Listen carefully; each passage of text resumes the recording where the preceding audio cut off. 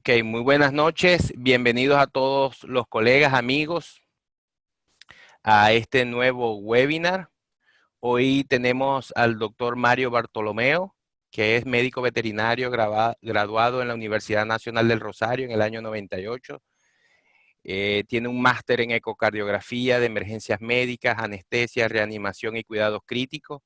Tiene un diplomado de pequeños animales en la Universidad Autónoma de Barcelona, especialista en cardiología clínica veterinaria en la Universidad de Buenos Aires, especialista en medicina felina en la Universidad del Rosario, es profesor adjunto de la Cátedra de Patología Médica de la Facultad de Ciencias Veterinarias de la Universidad Nacional del Rosario, director del Servicio de Cardiología de la Facultad de Ciencias Veterinarias, es docente en la especialización de medicina de felinos domésticos, instructor, eh, tiene disertaciones nacionales e internacionales sobre cardiología veterinaria y hoy nos acompaña un nuevo webinar de la Asociación de Veterinarios Venezolanos en el Exilio, el doctor Mario Bartolomeo. Doctor, los micrófonos son suyos. Bueno, Bienvenido y muchísimas gracias por no, por compartir favor. sus experiencias con nosotros. Bueno, vuelvo a saludarlos a todos. Un placer estar con ustedes. Gracias, Genem, y gracias al doctor Carlos Andrea por la invitación. Bueno, vamos a compartir una horita y pico de cardiología en gatos. Bueno, cardiopatías en gatos. ¿Qué hay de nuevo? ¿Cómo las trato?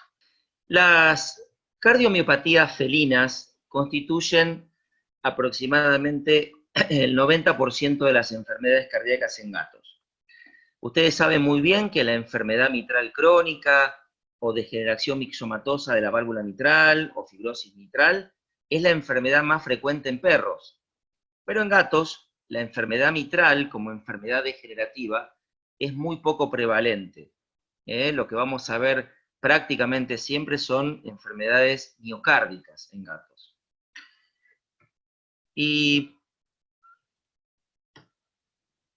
si tomamos una definición de las cardiomiopatías, podemos hablar de una anormalidad funcional y o estructural del músculo cardíaco. Esas son las cardiomiopatías.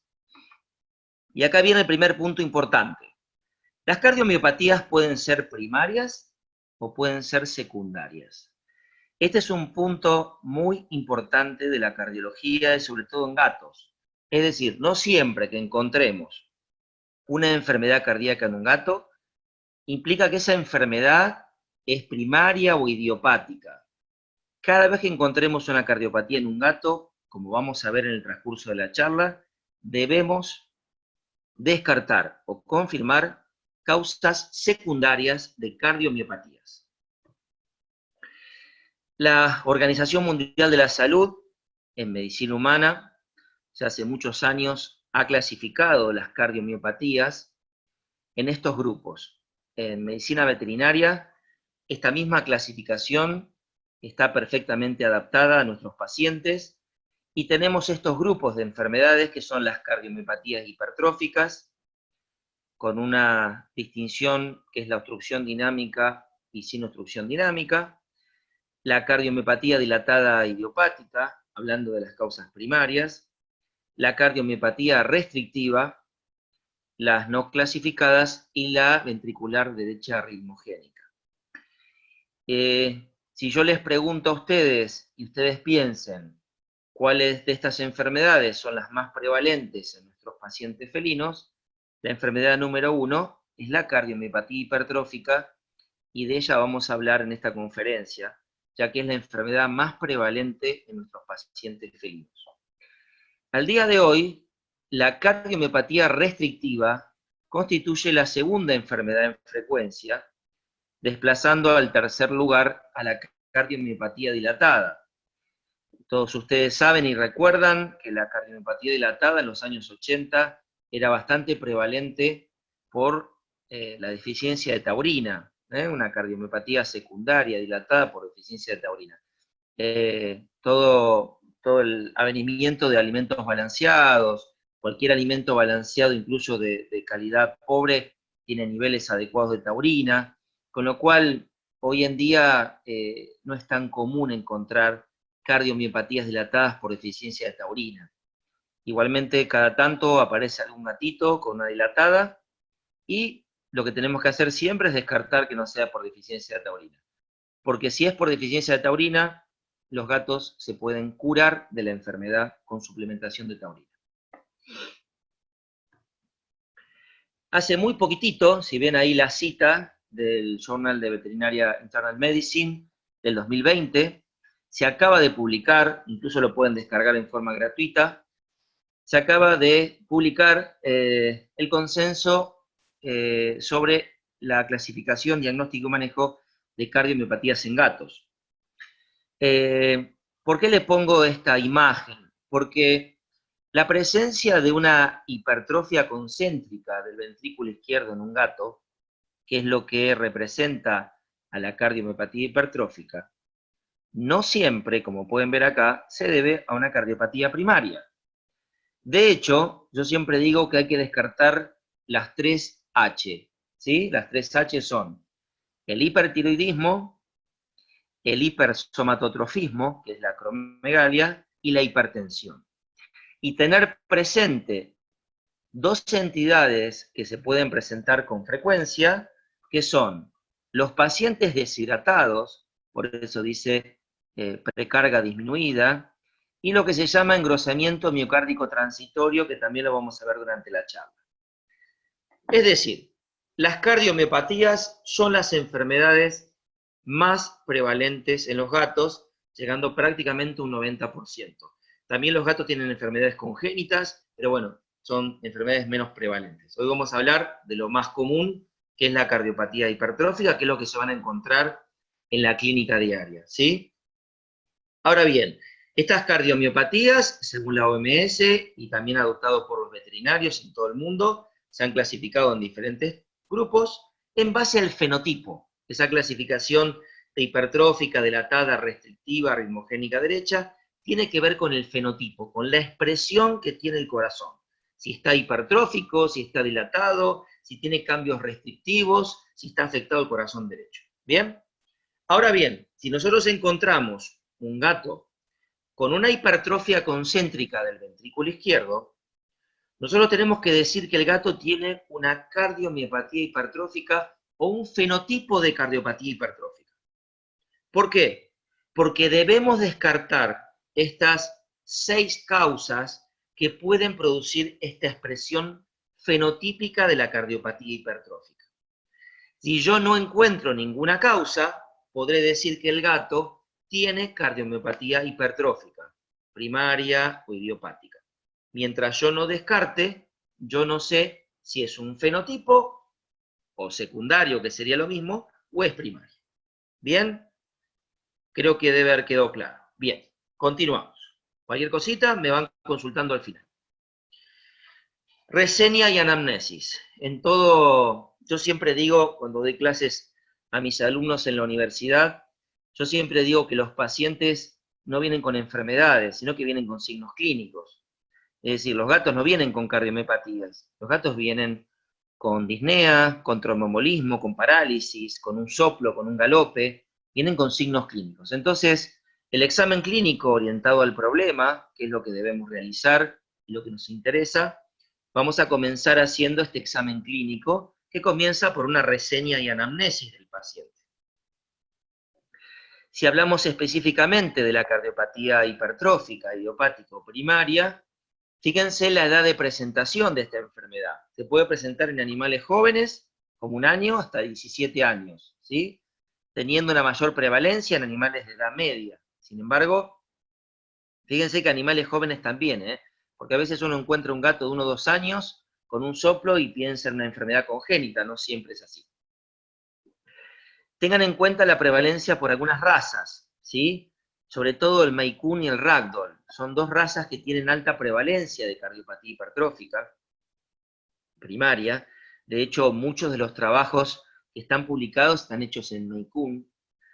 En nuestro país tenemos pocos Maine Coon, pero tenemos muchos persas. Y nosotros cada vez que vemos un persa, les preguntamos al persa, le hacemos dos preguntas. ¿Tenés hipertrófica y o tenés PKD? Es decir, al persa le descartamos la poliquistosis renal y la cardiomiopatía hipertrófica. Siempre que tenemos un persa, recuerden estas dos enfermedades, el PKD y la cardiomiopatía hipertrófica.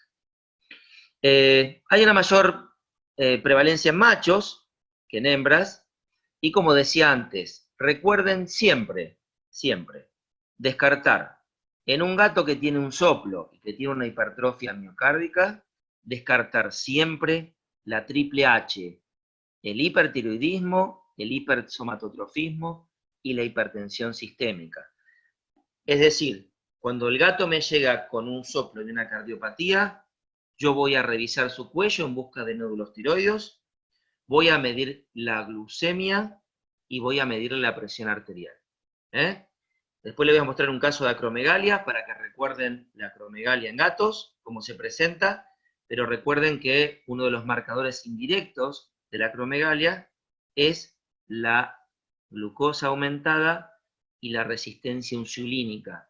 Cuando ustedes tengan un gato cual no pueden controlar su glucosa, un gato obeso, un gato grande y su glucosa no la pueden controlar, recuerden descartar acromegalia o hipersomatotrofismo, ya que la hormona de crecimiento es un importante resistente insulínico, produce una gran resistencia a la insulina. ¿Bien? Perfecto. Otro dato importante en cuanto a las cardiopatías hipertróficas es el tipo de hipertrofia.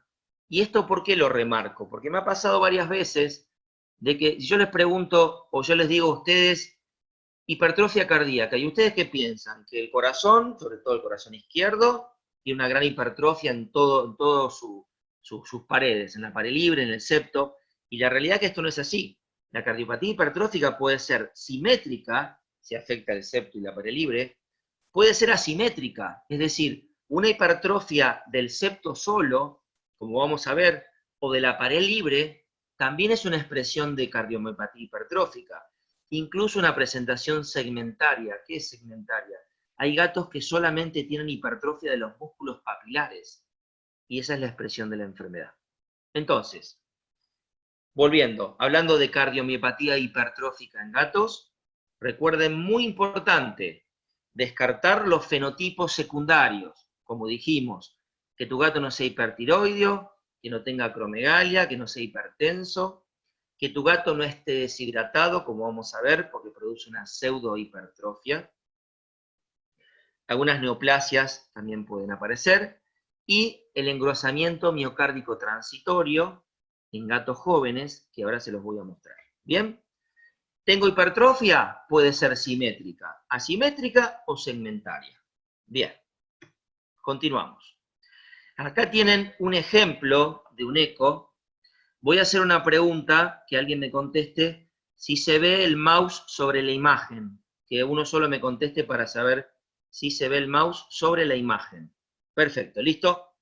Gracias, Marcel. Bueno, acá tenemos la imagen. Esto es una cardiomiopatía hipertrófica asimétrica. Ustedes miren, este es el diámetro 1 del septo, y fíjense la pared libre. ¿Ven? Este animal no tiene una hipertrofia concéntrica de toda la pared del corazón, solamente afecta a la pared libre. ¿Bien? Los valores que tomamos de referencia, después los vamos a ver, son 5 milímetros, hasta 5 milímetros como normal. Más de 6 milímetros es hipertrofia, y entre 5 y 6 milímetros son los grises, ¿sí? Blancos, negros, grises. ¿Cuáles son los grises? Entre 5 y 6 milímetros, ¿bien? Pero bueno, fíjense claramente una cardiopatía hipertrófica asimétrica. En este caso tienen una simétrica, fíjense los valores, y simétrica significa que están afectadas las dos porciones, la pared libre y el septo. No necesariamente tienen que tener el mismo espesor, pero las dos están fuera del rango normal. Acá se ve claramente. Muy bien, reseña y anamnesis. Es muy importante en la reseña. Recuerden, ¿se acuerdan los pasos de la reseña? ¿Sí? Especie, raza, sexo, edad, peso, estado de hidratación. Es decir, tengan en cuenta la reseña de ese paciente, de ese gato, en reseña y anamnesis, tengan en cuenta las razas, las razas predispuestas a cardiopatía hipertrófica, ¿bien? El Maine-Coon, el Ragdoll, los gatos persas, ¿sí? Todas estas razas que están predispuestas. En el caso del sexo, los machos tienen más prevalencia. En el caso de la edad, normalmente son enfermedades que se presentan en un amplio margen de edad, pero por ejemplo, el engrosamiento miocárdico transitorio puede presentarse más comúnmente en gatos jóvenes. Si tengo una cardiopatía hipertrófica secundaria a hipertiroidismo, voy a pensar en gatos grandes, ¿sí? En gatos de mayor edad. Así que estos son los datos de la reseña. Bien. Examen físico. Muy bien. Como dijimos que los animales no vienen con enfermedades, sino que vienen con signos clínicos. Ningún gato viene a la consulta diciendo tengo cardiopatía hipertrófica. El gato viene con signos clínicos. Y para recabar información, vamos a hacer nuestro examen clínico orientado al problema. Para lo cual, dentro de la reseña y anamnesis que ya vimos, continuamos con el examen físico. Posteriormente, haremos los exámenes complementarios, llegaremos a un diagnóstico definitivo, a un diagnóstico diferencial, y una vez que tengamos un diagnóstico haremos un tratamiento.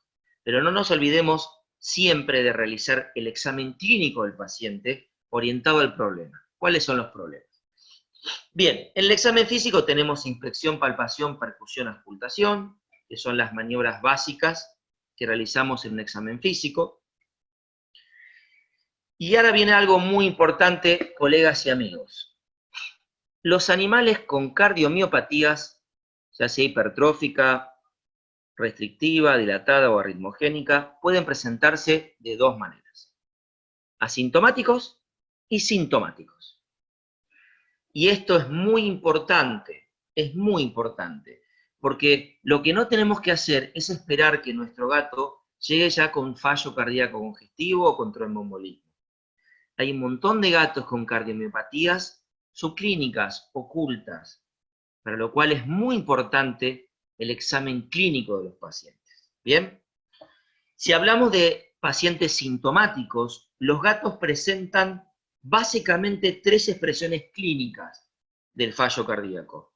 El fallo cardíaco congestivo, representado por disnea, por causa de derrame pleural y o edema de pulmón. Muchas veces me preguntan, si tiene derrame pleural, no tiene edema de pulmón, y si tiene... No, un gato puede presentar edema de pulmón solo, derrame pleural solo, edema de pulmón y derrame pleural juntos, ¿sí? La expresión clínica pueden ser todas. Un gato cardíaco se puede presentar paralítico, por lo tanto, en nuestro primer diagnóstico diferencial de un gato con una parálisis aguda, dolorosa, no traumática, parálisis aguda, dolorosa, no traumática, el primer diagnóstico es un tromboembolismo aórtico. ¿Bien? Entonces, como yo siempre digo, antes de sacar radiografías, revisemos al gato, porque los gatos no hacen discopatía aguda como hace el perro. El gato se quedó paralítico, pegó un grito, no tuvo ningún trauma, la causa número 1 es tromboembolismo. ¿Bien? Y lamentablemente muchos gatos, me pasó la semana pasada con un colega que me dice, Mario, mi gata estaba perfecta y de repente se murió. ¿Sí? La gata no estaba perfecta. La gata era asintomática, de hecho se hizo una necropsia y tenía una cardiomopatía severa, la cual no había mostrado signos clínicos. Pero la gata debutó con muerte súbita. Entonces tengan en cuenta que la muerte súbita es una expresión también de un gato sintomático con cardiopatía. Muy bien. Felinos asintomáticos, que son los que más me interesan, los asintomáticos. Acá tienen un gatito que el colega en el examen clínico le encontró un soplo, lo derivó para un control cardiológico. Este gatito macho de 8 años tiene, actualmente está perfecto, una cardiomiopatía hipertrófica. ¿Bien? Ya vamos a ver cómo llegamos al diagnóstico, cuáles son los métodos, qué es lo que sirve, qué es lo que no sirve. Acá tienen un gato hipertiroideo, ¿sí? Un gatito macho de 14 años. Fíjense la condición corporal de este gato, ¿sí? Si yo veo a este gato en mi cabeza, en mis diagnósticos diferenciales, el hipertiroidismo está allá arriba, ¿eh? Este gatito tenía pérdida de peso, comía desaforadamente, tenía cambios de comportamiento y diarrea crónica. Recuerden que el hipertiroideo produce una diarrea motora crónica, ¿sí? Con un apetito voraz. Este gato estaba comiendo y tenía mucho apetito, y tenía cambios de comportamiento, incluso por momentos se ponía agresivo. Este gato tenía una cardiopatía hipertrófica secundaria. ¿Se acuerdan? Una de las 3H. Palpamos el cuello, un nódulo tiroideo. Hicimos ecografía, confirmamos el nódulo, medimos hormonas, estaban alteradas. ¿Bien? Acromegalia. Fíjense este gato. Fíjense la foto de arriba a la izquierda, es un felino macho de 12 años, y fíjense si no les llama la atención la rama mandibular, ¿sí? Realmente la acromegalia, o el hipersomatotrofismo, produce cambios en la cabeza, sobre todo un aumento del tamaño de la mandíbula, los colmillos más desarrollados, separación de dientes, y un gato gigante. Fíjense el tamaño de ese gato. El gato es enorme. En realidad el gato estaba siendo tratado por obesidad. El gato era gigante porque tenía una acromegalia. ¿Y cómo se buscó la acromegalia? Porque este gato tenía diabetes, y lo que se pensaba que esa diabetes que no se controlaba era por la obesidad. Y en realidad el gato lo que tenía era una acromegalia. Fíjense el valor de IGF-1, que es el factor de crecimiento similar a la insulina. El valor normal debe ser inferior a 800 nanogramos por mililitro, tenía 1700. Este gato estaba haciendo una acromegalia, y este gato tenía este corazón. Tenía una hipertrofia simétrica con predominio septal y un atrio izquierdo muy dilatado, porque ya había remodelado el corazón, ¿sí? Fíjense el atrio izquierdo enorme de este gato, ¿sí? Enorme. Bueno, este gatito tenía una cardiomiopatía hipertrófica con dilatación del atrio secundaria a un hipersomatotrofismo. ¿Bien? Entonces, cuando terminemos esta charla, yo quiero que todos ustedes tengan en su cabeza el concepto de que la presencia de una cardiopatía hipertrófica en un gato no significa que siempre sea primaria. Yo debo descartar causas secundarias, lo que en el nuevo consenso dicen el fenotipo de cardiopatía hipertrófica. Bueno, vos sos un fenotipo. ¿Por qué un fenotipo? Porque yo te miro y tenés hipertrofia, por eso se dice fenotipo. Ahora bien, si yo te veo un fenotipo de hipertrófico, te voy a descartar todo lo que ya les conté. Si no hay nada, puedo decir que es primaria. ¿Pero por qué insisto en esto? Porque las cardiomiopatías hipertróficas secundarias yo las puedo tratar, y si trato la causa, muchas son reversibles. Entonces por eso es importante diagnosticar. ¿Bien? Muy bien. Fíjense este gato, qué interesante. Miren bien el video, que es muy interesante. Simplemente con un celular, con la luz del celular, este gato quedó ciego en forma aguda, y fíjense la hemorragia retiniana que tenía este gato. Miren la hemorragia. Se veía a simple vista con el celular. Esto lo estoy filmando con el teléfono. Tenía una midriasis con una ceguera y una hemorragia en el fondo de retina. Este gato tenía una nefroesclerosis renal, y fíjense los valores de presión arterial, ¿sí? Este gato además tenía una hipertrofia cardíaca asimétrica del septo. ¿Bien? Entonces, compañeros y amigos, cardiomiopatía hipertrófica. Encuentro esta enfermedad, lo primero que hago es descartar las 3H. ¿Sos hipertiroideo? ¿Tenés hipersomatotrofismo o acromegalia? ¿Sos hipertenso? Bien. Recuerde que la hipertensión en gatos, la enfermedad número 1, es la enfermedad renal crónica, ¿sí? Cuando ustedes piensan en hipertensión en gatos, lo primero que tienen que descartar es una nefropatía crónica, una insuficiencia o enfermedad renal crónica. ¿Bien? Perfecto. Creo que vamos bien hasta acá. Bueno, ¿y de qué estamos hablando? Estamos hablando de gatos asintomáticos, ¿sí? Gatos que no tenían signos clínicos de fallo cardíaco. Los que vimos recién fue un gato acromegálico, un gato que quedó ciego por hipertensión severa, un gatito con cardiopatía hipertrófica subclínica. Bien. Examen físico. Esta es la distribución de los porcentajes de soplos, galopes y arritmias que puede tener la cardiopatía hipertrófica. ¿Qué quiere decir? Que si viene un gato con una cardiopatía hipertrófica, yo lo oculto, la mayoría va a tener un soplo, ¿sí? Pero algunos gatos pueden tener galopes y algunos gatos pueden tener arritmias. Si ustedes ven los porcentajes, la mayor cantidad de gatos tiene soplos. ¿Bien? Hasta acá estamos bien. Pero, un segundo punto importantísimo. Dijimos, cardiopatía hipertrófica, fenotipo cardiopatía hipertrófica, ¿qué tengo que hacer? Descartar las enfermedades secundarias. Segundo, un 40% de gatos en este trabajo tenían cardiomiopatía y no tenían soplo. Y acá se empieza a complicar, porque en la enfermedad mitral crónica, y esta es una pregunta que muchas veces hago en los cursos de posgrado, en la enfermedad mitral crónica o insuficiencia mitral crónica, todos los perros tienen soplo, porque es una enfermedad valvular. Pero en este caso, el soplo se produce por un cambio en la conformación del aparato mitral, por la hipertrofia y el mal posicionamiento de los músculos papilares. No hay una enfermedad valvular primaria, hay un cambio de la conformación del aparato mitral. Y muchos gatos cardíacos no tienen soplo.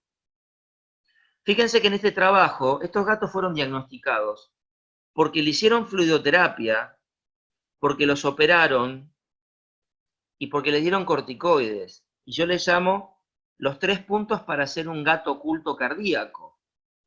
Hacer una fluidoterapia descontrolada, o incluso controlada sin saber que es cardiópata, darle corticoides, sobre todo corticoides de depósito, o someter al gato a una anestesia o una cirugía sin un control previo.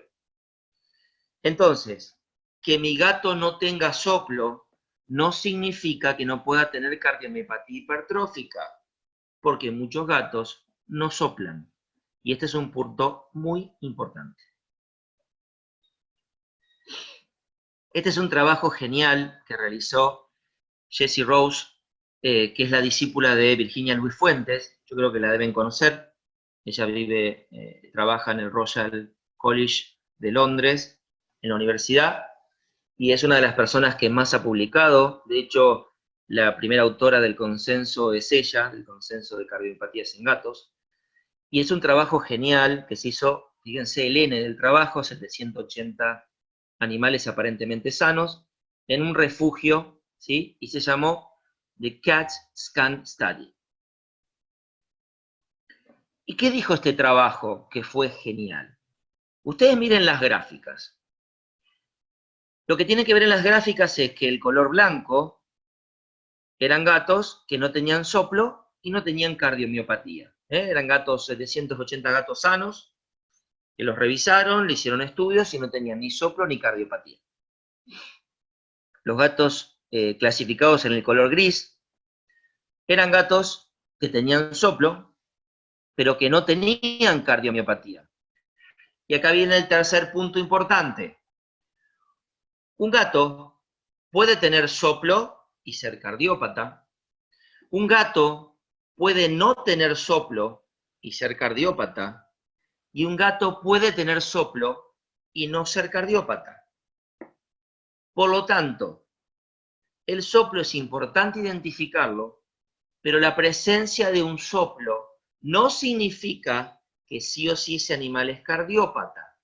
Estamos hablando de gatos. Si tengo un perro y el perro es pequeño y tiene una enfermedad degenerativa de la válvula mitral, siempre tienen soplo. Y ese soplo es por la enfermedad valvular. Pero en gatos no pasa lo mismo. Los gatos cardiópatas pueden tener soplo o no tener soplo. Y un gato puede tener soplo y no ser cardíaco. El tercer punto o el tercer color, que es el violeta más clarito, eran gatos con soplo y cardiomiopatía hipertrófica, y el color ese violeta más oscuro eran gatos que no tenían soplo y eran cardiópatas. Fíjense la progresión con la edad, desde gatos juveniles, gatos adultos jóvenes, adultos y senior, cómo se va incrementando la enfermedad cardíaca, cómo se incrementa el porcentaje o la prevalencia de soplos, pero quiero dejar bien en claro que ustedes pueden tener varias presentaciones en un gato cardíaco, y que quiero que quede bien en claro. O sea, que mi gato cardíaco puede tener soplo y ser cardíaco, o puede no tener soplo y ser cardíaco. Y además, un gato puede tener un soplo y no tener ninguna cardiopatía. Por lo tanto, la cardiopatía, la cardiología en gatos es muy interesante. No es tan simple como en el perro, ¿no? Cada vez que llega un perro, auscultamos, ponemos el fonendo, sopla, sopla, es muy simple. En los gatos no es tan simple. Por eso es más apasionante. Este trabajo lo que dividió fueron 3 grupos de gatos. El grupo 1 eran gatos que no tenían enfermedad cardíaca, el grupo 2 eran gatos con enfermedad cardíaca y no tenían signos clínicos, y el grupo 3 eran gatos con fallo cardíaco congestivo. Fíjense qué interesante. En el grupo 2, fíjense el grupo 2, soplo 86, galope 10 y arritmias 24. ¿Bien? O sea, como hablamos, la mayor prevalencia es de soplos, también puede haber arritmias y también puede haber galopes. ¿Bien hasta acá? Perfecto. Esto es gatos asintomáticos. Fíjense, otro trabajo del grupo de Virginia Luis Fuentes, que valoran los factores de riesgo asociados a las 3 presentaciones clínicas de los gatos: muerte súbita, fallo cardíaco congestivo y tromboembolismo. Y fíjense qué interesante, compañeros y amigos, fíjense qué interesante. El soplo no es un parámetro o un factor de riesgo en los gatos. ¿Y por qué no? Por todo lo que les conté. Porque gatos sin enfermedad cardíaca pueden soplar y gatos con enfermedad cardíaca no soplar. Los signos clínicos que indican que tienen mayor especificidad y gravedad, como ven acá en esta gráfica, son los galopes y las arritmias. Si un gato tiene un galope o tiene una arritmia, esos signos son muchísimo más específicos de enfermedad cardíaca en gatos y son marcadores de gravedad. Por eso hay que saber auscultar gatos. Recuerden que para auscultar correctamente un gato, el gato no se ausculta como el perro. El fonendoscopio no va en lateral del tórax, sino que el gato se ausculta sobre el esternón, porque el corazón descansa sobre el esternón. Entonces me han dicho colegas de años, me dicen, me pasé toda la vida auscultando mal a los gatos. Sí, los gatos se auscultan sobre el esternón, nunca se auscultan en lateral. ¿Está claro? Los focos cardíacos están sobre el esternón. Un dato interesante en este trabajo, hay un trabajo de estos para perros y otro para gatos, yo lo uso mucho esto, que es el control de la frecuencia respiratoria. Sobre todo, yo tengo pacientes felinos cardiópatas y les digo a la gente, bueno, hasta el próximo control, ustedes de una forma no exagerada, ¿no? Porque hay gente que se obsesiona con esto, le enseño a tomar la frecuencia respiratoria y si un gato, durmiendo o descansando, porque hay que explíquenle a la gente, porque el gato salió a correr una paloma y después le toman la frecuencia. El gato tiene que estar durmiendo o en reposo. Si la frecuencia de ese gato, durmiendo o en reposo, es mayor a 30, es un signo por el cual algo está pasando. No es normal. Algo hay mal. Un gato normal está, dependiendo de la actividad, si está durmiendo, tienen 15 movimientos respiratorios, 18 movimientos respiratorios, 25 en un estado de reposo, 22, 20, nunca pueden llegar a 30. Si están en 30, lo tomamos como punto de corte para decir, este gato algo tiene. Si es cardiópata y tiene 30, probablemente pueda estar congestivo.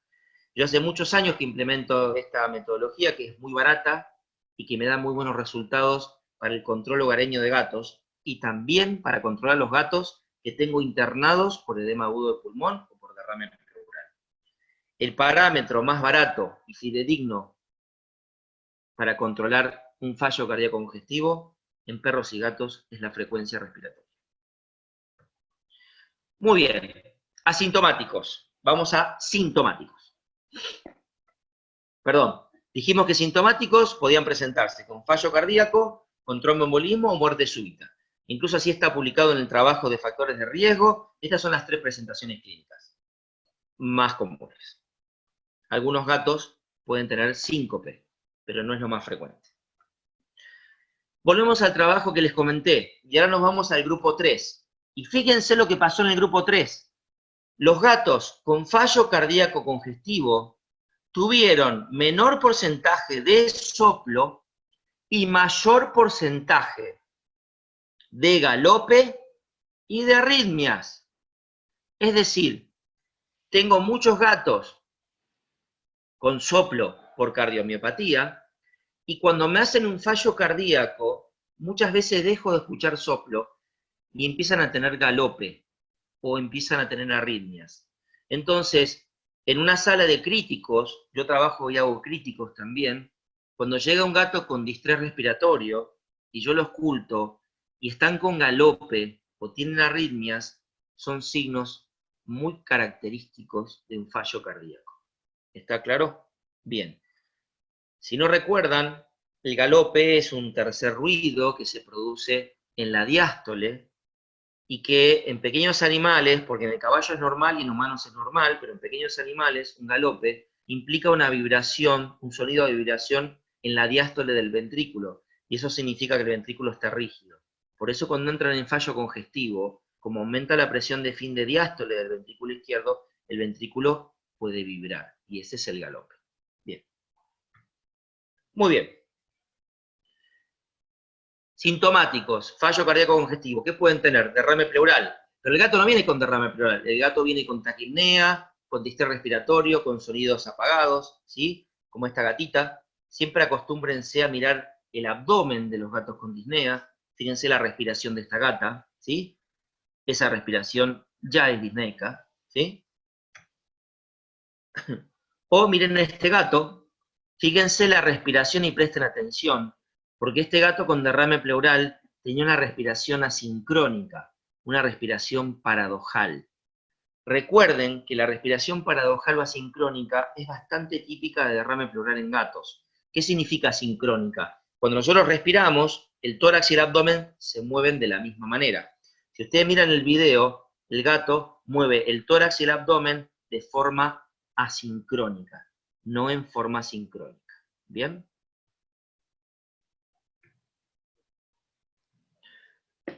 Otra gatita con taquipnea, crepitaciones, y todos los gatos que tienen edema de pulmón tienen crepitaciones. No, la verdad que hay un porcentaje de gatos que no tienen crepitación, pero el signo clínico típico es el distrés respiratorio, ¿sí?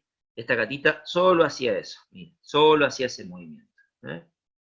Miren siempre el abdomen. Y recuerden que los perros y los gatos no son sonajeros, no tienen que hacer ruido. Si un gato tiene un distrés respiratorio con un estridor o estertor, son signos localizadores de la vía aérea superior, porque me mandan gatos con distrés que tienen parálisis laringea, o tienen pólipos nasofaringeos o obstrucciones, o he encontrado linfomas traqueales, y gatos que tienen estridor o estertor. El estridor y el estertor localizan en la vía aérea superior. Estos gatos no hacen ruido. Estos gatos tienen un distrés, pero no hacen ruido. Miren este gato con un edema de pulmón y fíjense la edad de este gato. Este gatito vino con taquipnea. Miren el movimiento nasal. Cuando un gato respira con la nariz así, estamos complicados. Es un signo de disnea. Fíjense el esfuerzo nasal. Están interviniendo los músculos respiratorios superiores para intentar meter aire. Pero este gato tenía 2 años. Y les cuento rápidamente. La dueña llegó a la casa, el gato estaba absolutamente normal en la mañana, y cuando llegó a la tarde estaba así el gato. Es un gato que sale de la casa, es un outdoor, no es un indoor, por lo tanto, lo más probable es que haya tenido un trauma. O se cayó de una pared y hizo una hernia diafragmática, o se peleó con otro gato, ¿sí? Lo más común, ¿no? Pero le hice un eco pulmonar, porque en realidad todo gato disneico no deben sacar radiografías, descartar las radiografías y hacer ecografía torácica, cardiopulmonar. Y este gato, en menos de un minuto, tenía el diagnóstico. Este gato tenía un edema pulmonar cardiogénico por una hipertrofia concéntrica del ventrículo izquierdo. Bien, un gato de 2 años, muy jovencito. Muy bien. Fíjense qué interesante, el doctor Gregory Lisiandro es uno de los precursores de la ecografía pulmonar en medicina veterinaria, han publicado muchos trabajos. Este es un trabajo sobre la ecografía en gatos con fallo cardíaco congestivo y pulmones normales, describiendo en este caso la cantidad de artefactos que se llaman líneas B. Pero este gato en 24 horas estaba así, después que lo traté. Fueron 24 horas. Es el mismo gato con un tratamiento que lo vamos a ver al final de la charla. ¿Sí? Y este gato no solo respondió de esta manera, sino que el gato se curó de la enfermedad. ¿Por qué se curó? Porque este gato tenía un engrosamiento miocárdico transitorio. ¿Se acuerdan que yo les dije cuando empezamos la charla que la hipertrofia concéntrica podía deberse a la triple H, hipertiroidismo, hipersomatotrofismo, hipertensión, que los gatos podían estar deshidratados y tener una pseudohipertrofia, o podían tener engrosamiento miocárdico transitorio. El engrosamiento miocárdico transitorio han sido publicados algunos trabajos sobre publicaciones de casos. Yo he tenido algunos animales, y estos animales ustedes cuando lo tratan se curan. ¿Por qué se curan? Pues lo que tienen es un edema miocárdico, se sabe que es un edema. Lo que no se sabe exactamente la causa real de ese edema miocárdico, pero el tratamiento de la enfermedad hace que el animal se cure. Y al día de hoy, y este gato lo traté hace 2 años, nunca más tuvo otro problema. Y mi gato también se puede presentar con una parálisis, cianosis y con dolor. ¿Sí? ¿Por qué maulla el gato? Porque el gato le duele. Recuerden que la parálisis isquémica produce muchísimo dolor. Muy bien, este es un trabajo sobre vida de cardiopatías primarias y secundarias en gatos, y si pueden ver, dice cardiopatía hipertrófica, restrictiva o secundaria dilatada. Fíjense que la presentación del fallo cardíaco congestivo es la más frecuente, seguida del tromboembolismo aórtico, y cuando habla de otros o síncope, obviamente con menor prevalencia, ¿sí? Pero bueno, es para reforzar la idea de que la expresión clínica más común de un gato con fallo cardíaco, ya sea es a través de o disnea o tromboembolismo, como hemos charlado. Muy bien.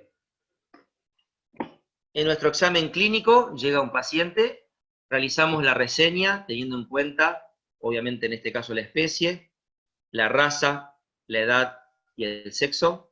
Anamnesis, vamos a hacer una anamnesis lo más detallada posible sobre el comportamiento del gato, la vida, otros animales, si es un gato indoor, si es un gato outdoor, qué come, si está vacunado, si tiene realizadas las pruebas de Biff-Mobilev, y realizamos nuestro examen físico. Nuestro examen físico consta de los 4 parámetros básicos: inspección, palpación, percusión y auscultación. Recuerden que el examen físico no solamente es importante auscultar al gato, sino revisar el cuello en busca de nódulos. Siempre que revisemos un gato y auscultamos, siempre revisemos el cuello, buscando nódulos, sobre todo en gatos adultos, buscando la presencia de nódulos. Y como vimos, la importancia de soplos, galopes y arritmias en todos los gatos cardíacos, la prevalencia de cada uno, y los signos clínicos que vimos de gatos con fallo cardíaco, ya sea disnea o distrés respiratorio, taquipnea, parálisis, ¿sí? Bien. Bueno, tenemos nuestro gato y tenemos ya una altísima sospecha de que nuestro gato, ya sea asintomático o sintomático, el animal tiene una cardiomiopatía y debemos hacer métodos complementarios específicos. Bien. ¿Qué pruebas tenemos? Test genéticos. Hasta ahora hay 2 mutaciones genéticas, que son esas 2 que ven ahí, para la raza Ragdoll y para el Maine Coon. Esas mutaciones, ustedes pueden mandar una muestra, se hacen en laboratorios, creo que en Davis, en Estados Unidos, y no sé dónde más, pero en Davis seguro, hay que averiguar qué lugares, y te dicen si tiene la mutación o no. Perfecto. Vamos a explicar una cosita de esto. Yo tengo gatos Maine Coon, me compro un gato Maine Coon, me regalan un gato Maine Coon. Mando y hago la prueba o el test genético. El test genético me da positivo. Bien. Yo tengo que preguntarme lo siguiente. Mi gato tiene la mutación. ¿Mi gato va a expresar la enfermedad en el 100%? No. Tiene una alta probabilidad de tener la enfermedad porque tiene la mutación. Pero no todos los gatos positivos expresan el fenotipo de la enfermedad, o se hacen clínicamente evidente la enfermedad. Tengo un gato Maine Coon, mando a hacer la prueba y me da negativo. Me relajo y mi gato nunca va a tener una enfermedad cardíaca. Error grave. ¿Por qué? Porque son enfermedades poligénicas. No hay una sola mutación. Estas son las mutaciones más comunes encontradas, pero no es la única mutación, porque la enfermedad es poligénica. Por lo tanto, si mi gato es negativo, no asegura que no pueda tener la enfermedad. Y la pregunta es, ¿y entonces para qué hago un test genético? Porque si tengo un criadero de gatos y de estas dos razas, yo debo hacer un test genético y descartar a los reproductores que me den positivo, porque obviamente voy a seguir perpetuando la enfermedad en la cruza de estos animales que tienen la mutación. Entonces, la aplicación más práctica de un test genético, en mi opinión personal, es en un criadero. Si tu gato, tenés un gato o atendés un gato en la clínica y tenés un Maine Coon, un Ragdoll, ¿está bien hacerlo? Está perfecto, pero interpretalo. Puede dar negativo y tener la enfermedad igual, puede dar positivo y no expresarla. Si da positivo, tiene una alta prevalencia. ¿Y qué hago si me da positivo? Hacer estudios específicos del corazón para ver si tiene el fenotipo de la enfermedad o no lo tiene. Pero ese gato lo tengo que controlar porque tiene la mutación. Les pongo esta imagen siempre porque algunos colegas no recuerdan el Maine Coon, son estos gatos gigantes, es la raza más gigante que hay de gatos domésticos, son realmente impresionantes estos gatos. Hay muchísimos Maine Coon en Estados Unidos, nosotros en Argentina tenemos muy poco Maine Coon, no hay muchos, hay muy pocos criaderos de Maine Coon, pero en Estados Unidos hay muchos Maine Coon, y no sé el resto de Latinoamérica, pero bueno, nosotros no tenemos una gran cantidad de Maine Coon. Electrocardiograma. Arriba tengo un electro y abajo tengo otro. Si yo tengo que poner, y les pregunto, ponga perro gato, ustedes van a poner arriba perro y abajo gato. ¿Por qué? Porque la arritmia sinusal respiratoria, que es la de arriba, que es la variación de la frecuencia con la respiración, es el ritmo normal del perro. Los gatos, en condiciones normales, no tienen arritmia sinusal respiratoria. Los gatos tienen ritmo sinusal o taquicardia sinusal. ¿Bien? Un ritmo totalmente regular y parejito. Bien. Radiografías. Bueno, estas son lindas placas. A la izquierda ven el corazón de San Valentín y a la derecha ven un corazón con un edema de pulmón clarísimo. Bien. Hasta acá está bien. Electro. Si tengo que hacer estudios cardíacos complementarios del corazón, ¿cuáles son? Tengo test genéticos, electro, radiografía. Bien. Este trabajo del doctor Caster Schober es muy bueno. Comparó electroradiografía con eco. Y la conclusión del trabajo es que ni el electro ni la placa pueden reemplazar al eco en la valoración del tamaño del atrio izquierdo. Y acá entra otro concepto más importantísimo. Lo más importante en el corazón de un gato es el tamaño del atrio izquierdo. ¿Por qué? Porque el atrio izquierdo está asociado a fallo cardíaco congestivo y a tromboembolismo, que son las dos expresiones clínicas del fallo cardíaco en gatos. Recuerden que la cardiopatía hipertrófica produce una hipertrofia concéntrica. Entonces, si yo hago una placa, La hipertrofia concéntrica no la puedo ver. Y si el corazón no está muy dilatado en sus atrios, puedo tener una placa normal y no saber que el gato es cardiópata. Por lo tanto, la radiografía no es el método de elección para evaluar el corazón de un gato. Y el electro, pero el electro es un estudio específico. El electro es el mejor estudio para evaluar arritmias. No es el mejor estudio para evaluar tamaño del corazón, porque lo que mide es sobrecarga eléctrica. Y pero si la onda P del electro me da ancha es porque tiene un agrandamiento. No, porque muchas veces la onda P ancha no se debe a agrandamiento, se debe a trastornos de conducción eléctrica. Y hay gatos que no tienen agrandamiento y pueden tener la onda P más grande. Por lo tanto, ni el electro ni la placa son los métodos de elección para valorar gatos con enfermedad cardíaca. ¿No hay que hacerlos entonces? No es que no hay que hacerlos. No son los estudios específicos de primera elección. Si yo quiero saber si un gato es cardiópata o no, el gol estándar es el ecocardiograma. Pero bueno, yo no sé hacer ecocardiograma, no importa. Busca algún colega que sepa hacer, y si tu colega no sabe, proponele que aprenda a hacerlo, porque a veces estamos en diferentes lugares y hay colegas que no saben. No es tan fácil hacer ecocardio en gatos como en perros es más sencillo. En gatos lleva un poco más de técnica, de destreza, pero se aprende. Pero es el gol estándar. ¿Qué significa? Que es el método de elección para valorar el corazón de un gato. Ahí tienen lo que yo les comentaba del tamaño de la pared. Y acá tienen un estudio también de Carter-Schober sobre el tamaño del atrio izquierdo. Se sabe que cuando el atrio izquierdo aumenta más de 20 milímetros, aumenta la predisposición a fallo cardíaco o a tromboembolismo. Acá tienen un video y fíjense este atrio de este gato, que es enorme, si ustedes lo comparan con la aorta, ¿sí? Esta es la aorta chiquitita, fíjense el atrio, la relación debería ser 1, 1,5, 1,6, y el atrio está enorme, es muy fácil de ver, y esta zona, que es la zona de orejuela, es donde muchas veces podemos ver incluso trombos pegados en esta zona. La placa no ve trombos, la placa no ve un montón de cosas que les voy a contar que son muy importantes en el corazón de los gatos. O sea, no solamente me interesa saber el tamaño del gato, del corazón, perdón, sino hay otras variables que las puedo ver con eco y que con la placa no se ven. Miren la hipertrofia de este gato, fíjense los músculos papilares, 2 pelotas, ¿sí? Pseudohipertrofia.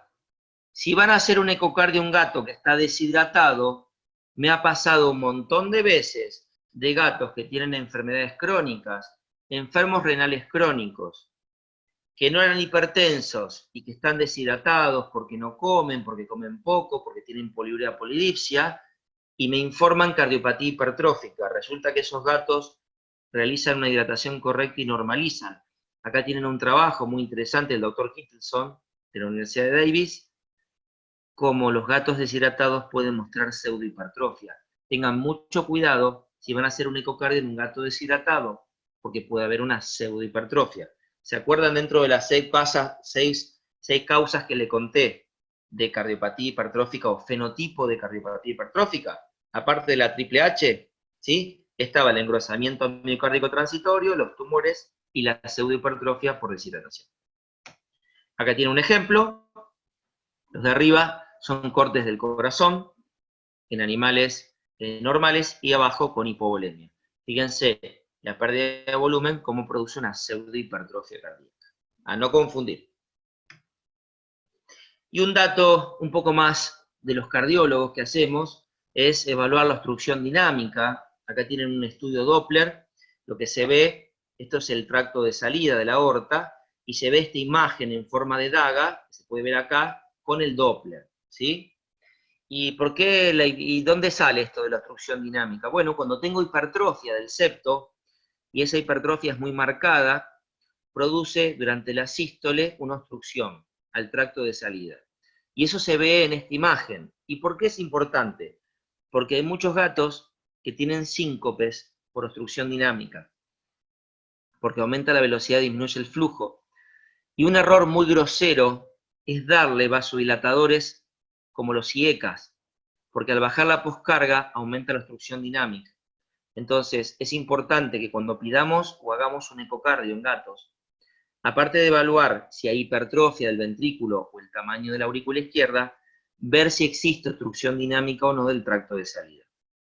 Esta alteración, específicamente la droga que mejor resultado tiene para tratar esta alteración, son los beta bloqueantes, y de ellos el atenolol es la droga de elección. Presión arterial. Es importante, dentro de los métodos complementarios que venimos viendo, determinar la presión arterial. ¿Sí? Acá tienen un equipo, un High Definition Oscillometry, el HDO, este es el equipo que uso yo, pero el que ustedes tengan a mano, ustedes quieran usar, está perfecto, pero por favor hay que medir la presión arterial.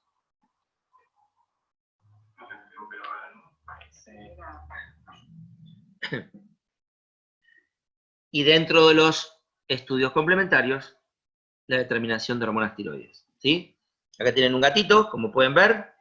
Este gatito, fíjense el estado corporal, le palpé el cuello, le palpé este nódulo que se ve en la ecografía, medimos E4 libre, fíjense los valores aumentados, y tenía un soplo con una cardiopatía, una taquicardia muy marcada por un hipertiroidismo. Y por último, dentro de los métodos complementarios, para que el que se perdió, ¿dónde estamos ahora? Bueno, estamos en el examen clínico del paciente, porque yo considero que todo paciente viene a la clínica con signos clínicos, no con enfermedades, y que hacemos un examen clínico, basado en la reseña, en la anamnesis, en un examen físico completo, y cuando tenemos una alta sospecha de que nuestro problema viene de la parte cardiológica, tenemos una serie de métodos complementarios específicos. Los test genéticos, el electro, la placa, el ecocardio, la presión arterial, las hormonas tiroides y los biomarcadores cardíacos. Ustedes conocen, yo no trabajo, pero es la única empresa, por lo menos que tiene los SNAP de IDEX, que tienen para medir péptidos natriuréticos en gatos. Recuerden que los péptidos natriuréticos son hormonas que libera el corazón. Cuando el corazón se estira, para contrarrestar el efecto de la angiotensina 2, se producen péptidos. Los péptidos, yo les digo, los antagonistas de la angiotensina 2. La angiotensina 2 produce vasoconstricción, retiene sodio y agua. Los péptidos natriuréticos producen natriuresis y vasodilatación, tienen el efecto contrario. Entonces, cuando el corazón se estira, como el corazón no le gusta estirarse, si se estira, libera péptidos. Entonces se han hecho estudios para diagnosticar enfermedades en gatos y en perros también, utilizando los péptidos natriuréticos. Esto es un estudio sobre cardiopatía oculta o asintomática, y gatos con cardiomiopatía presentaron niveles incrementados de péptidos natriuréticos en etapa asintomática. Acá tiene un estudio sobre según la gravedad del tamaño del atrio izquierdo y si tenían fallo congestivo o no, cómo fue incrementando el péptido natriurético. Este es un estudio interesante sobre la determinación de péptidos natriuréticos en el derrame pleural. A veces en salas de urgencias donde no hay gente capacitada para evaluar cardio, es una buena medida utilizar el líquido pleural y diferenciar si está aumentado o está normal en un gato con derrame pleural, y no sabemos si es cardio o no es cardio. Recuerden que siempre que haya un problema cardio, va a tender a estar aumentado el péptido natriurético porque se estira el corazón. Una palabra de los péptidos natriuréticos. Y entonces, ¿para qué vamos a hacer todo el otro estudio si con un SNAP tenemos la respuesta? La realidad es que esto no es así. Los SNAP para la determinación de péptidos natriuréticos tienen un alto valor predictivo negativo. ¿Esto qué significa? Que si yo tengo un animal con signos de distrés respiratorio y el SNAP me da con valores normales, es muy probable de que el gato no sea cardíaco. Pero si a mí me da un valor aumentado, recuerden que los SNAP tienen alto valor predictivo negativo, si me da muy aumentado el valor, por ejemplo, la azotemia aumenta los péptidos porque disminuye la eliminación. La hipertensión pulmonar aumenta los péptidos. Entonces, los péptidos no aumentan exclusivamente a causa de una falla cardíaca, sino que hay otras causas que pueden incrementarlos. Y muchos pacientes descompensados están azotémicos. Y ojo porque los péptidos pueden subir. Entonces, la cardiología no se resume a un péptido natriurético, es una herramienta más que nos puede ayudar. Y además no nos dice qué enfermedad tiene, y no nos dice cuánta gravedad tiene la enfermedad. Entonces, más allá de ese trabajo que comparó el tamaño del atrio, hay otros cuestionamientos que dicen que no permite diferenciar claramente entre un animal asintomático y uno sintomático. Pero bueno, es una herramienta más que tenemos. Llegamos al diagnóstico de cardiomiopatía hipertrófica. Bien, llegamos, lo tenemos. Quiero que todos me digan en este momento, con un 55, si todos me están escuchando bien, si están vivos o si se fueron todos. Porque yo hablo y no sé quién está.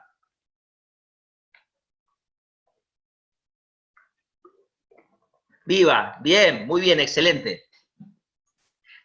Tenía miedo que alguien no estuviera. Perfecto, genial, hasta acá vamos bien, gracias. Gracias por contestar.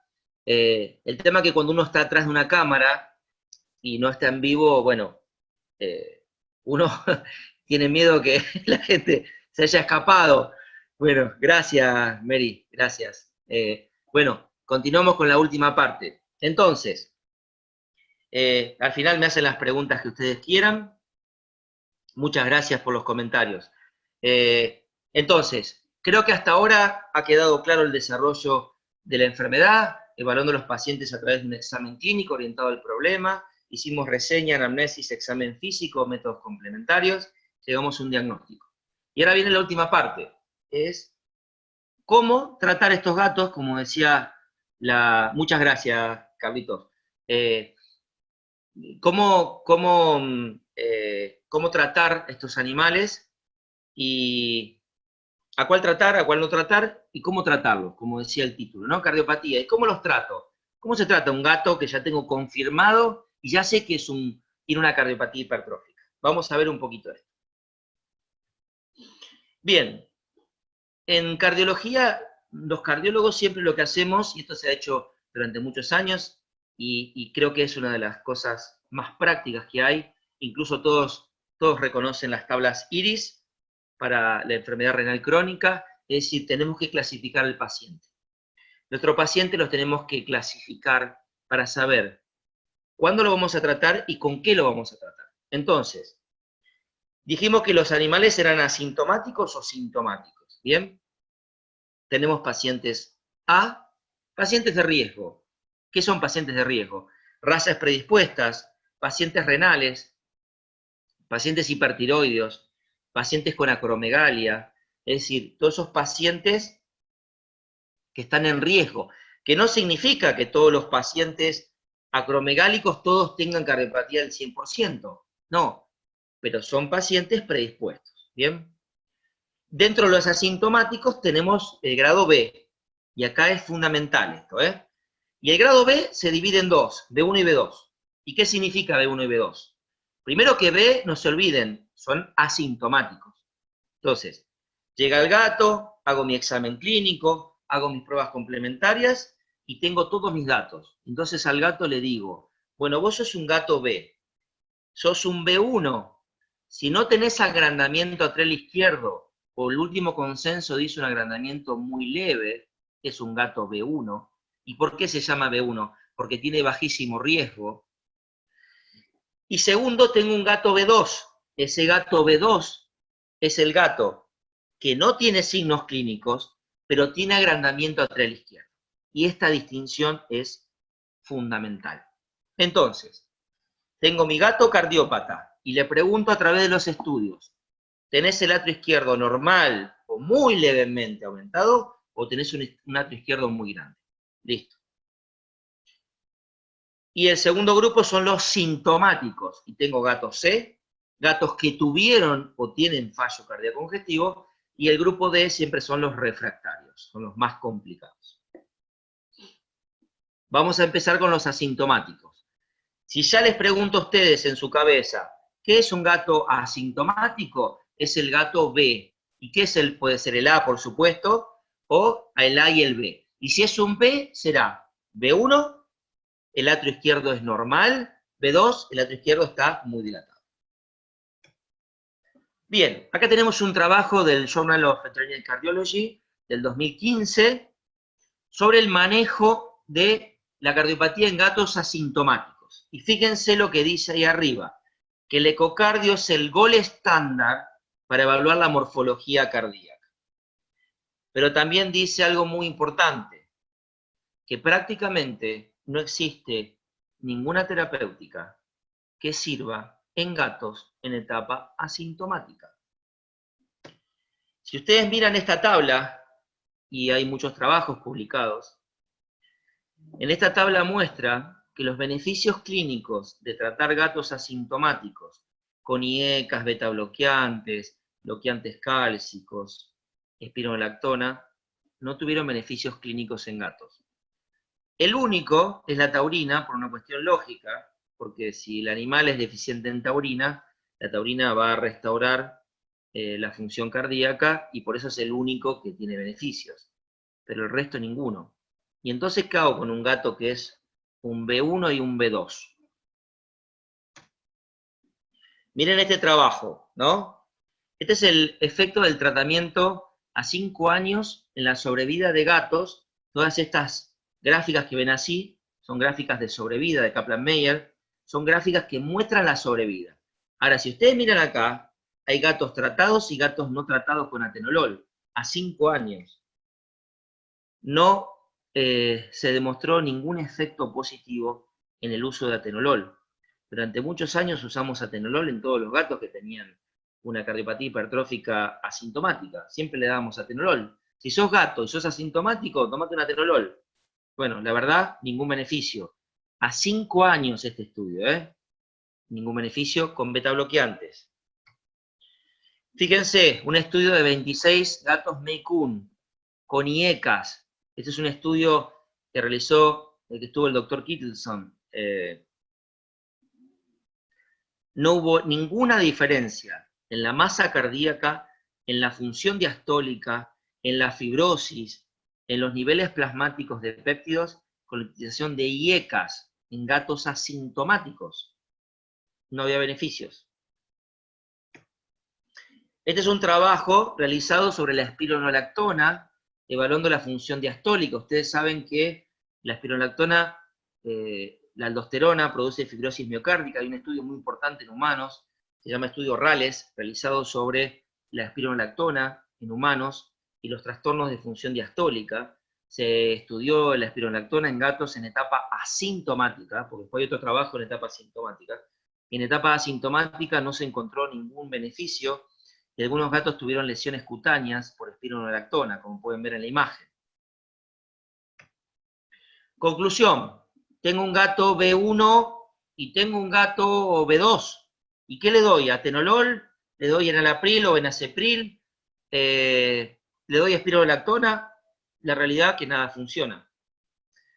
Pero lo que sí se recomienda fuertemente, y es lo que en lo personal hago, cuando yo tengo gatos asintomáticos B1, son pacientes de bajo riesgo, no los medico con nada. ¿Qué hago con esos gatos? Los controlo. Hago controles evolutivos de los pacientes felinos. Pero si el gato es un B2 y el atrio izquierdo está muy dilatado, son pacientes de riesgo. Y acá es coherente comenzar a utilizar drogas para prevenir la formación de trombos. Entonces, si yo tengo un severo agrandamiento del atrio izquierdo, tengo contraste ecográfico espontáneo como les voy a mostrar, o tengo disfunción sistólica del atrio o sistólica del ventrículo, estaría indicado utilizar drogas para prevenir la formación de trombos. Entonces, para armar el esquema que yo les mostré, si tengo un gato A de raza o determinadas enfermedades, los estudiaré y los controlaré. Si tengo un gato B asintomático y es B1, el B1 no les doy nada, no hay nada que demuestre que sirva, no le den nada porque no funciona. Si tu gato es un B2 y el atrio izquierdo está muy grande, es criterioso y sería lo más recomendable comenzar con tratamiento para evitar la formación de trombos. Fíjense este dato que se llama, es un estudio retrospectivo sobre la ecogenicidad sanguínea espontánea. ¿Y esto qué es? Esto es el famoso humo de cigarrillo que aparece en el ecocardio. ¿Y cómo veo el humo de cigarrillo en la placa? De ninguna manera. Acá hay un dato muy importante que me da el ecocardio, y no me da ni la radiografía ni el electro, me lo da el ecocardio. Y tiene valor pronóstico. Fíjense esta curva de sobrevida. Los gatos que tuvieron ecogenicidad sanguínea espontánea vivieron menos tiempo que los que no tenían. ¿Y qué es eso? Es lo que ven en esta imagen. Fíjense, acá lo que ven es como un humo de cigarrillo dentro de un atrio izquierdo muy dilatado. ¿Sí? ¿Ven este humo que está acá? Este gato puede estar totalmente asintomático y presentar esto, y este gato debutar sin que yo lo sepa con un tromboembolismo, con una parálisis aguda. Por eso el ecocardio es tan importante. Valorar las paredes exactamente, valorar el tamaño del atrio y mirar si no está haciendo ecogenicidad sanguínea espontánea, porque es un marcador pronóstico. Bien, ¿y cómo se trata? Bueno, tenemos antiplaquetarios y anticoagulantes. Lo más práctico y recomendado para el tratamiento de estos gatos es utilizar antiplaquetarios. Tenemos dos. La aspirina, que ustedes conocen, como inhibidor de la ciclooxigenasa, y de esa manera inhibe el tromboxano A, que es un agregante plaquetario, llama a las plaquetas. Y tenemos el clopidogrel. El clopidogrel es un bloqueante del receptor de ADP plaquetario, que interviene también en la agregación plaquetaria y en la fijación del fibrinógeno a la plaqueta. Y tenemos estos dos, ¿y cuál usamos? ¿Y cuál es mejor? ¿Y por qué uno y no el otro? Y ahora lo vemos en un trabajo. También tenemos anticoagulantes, como las heparinas de bajo peso molecular, o lo que se está usando hoy en día, que estamos probando, que hay algunos trabajos publicados sobre los inhibidores directos del factor 10, que son anticoagulantes orales, porque el problema de la enoxaparina es que es inyectable, y la verdad que estar inyectando al gato todos los días de su vida es un poco estresante. Recordemos que la medicina felina tiene una primicia fundamental, que es el cat friendly. No estresemos al gato, no lo torturemos. Ya medicar a un gato es un estrés, de estar pinchándolo todos los días no tiene sentido. Entonces, la pregunta siempre fue, ¿y qué usamos? ¿Aspirina o clopidogrel? Bueno, el trabajo FATCAT nos dio la respuesta. Al día de hoy es el trabajo que ha demostrado claramente que en la prevención de trombosis secundarias, es decir, el animal ya hizo un trombo, tengo que prevenir un segundo trombo. El clopidogrel previene la formación de trombos, o previno, por 443 días versus 192 que hizo la aspirina. Por lo tanto, en lo personal, y muchos colegas cardiólogos, utilizamos el clopidogrel como droga de elección en gatos que tienen un B2, que son un B2, con agrandamiento de atrio izquierdo, es más, si tienen ecogenia sanguínea espontánea. Si miran este trabajo que vimos de factores de riesgo, fíjense algo muy importante. El tamaño del atrio izquierdo es un factor de riesgo. La presencia de SEC es la ecogenicidad sanguínea espontánea, la presencia de trombosis, son factores de riesgo importantes para el desarrollo de fallo cardíaco tromboembolismo. Por eso, si tu gato tiene el atrio izquierdo muy grande o presenta ecogenicidad sanguínea espontánea, por favor empezá antiplaquetarlo. El clopidogrel ha demostrado hasta el día de hoy ser una gran droga de elección. Se está realizando un trabajo que todavía no ha sido publicado, que compara el clopidogrel con el rivaroxaban, y se está viendo cuál tiene mejor beneficio. Al día de hoy, la droga de elección es el clopidogrel. Un trabajo muy interesante sobre tromboembolismo en gatos, de Virginia Luis-Fuente, que se los recomiendo. Ustedes saben que para que se forme un trombo, tiene que cumplirse alguno de la tríada de Virchow, este patólogo que describió hace muchísimos años esta tríada de Virchow, que decía que para que un trombo se forme, tiene que producirse alguno de los tres mecanismos, que es éxtasis sanguíneo, hipercoagulabilidad o daño endotelial, y se ha visto que en gatos con agrandamiento atrial izquierdo, los tres mecanismos están implicados en el desarrollo de una trombosis en gatos. Este es un estudio de tromboembolismo arterial en gatos, en 250 gatos, es un estudio muy interesante, pero quiero remarcar algunas cosas importantes. Primero, si tu gato tiene un tromboembolismo y la temperatura rectal es menos de 37, tiene menor chances de sobrevivir.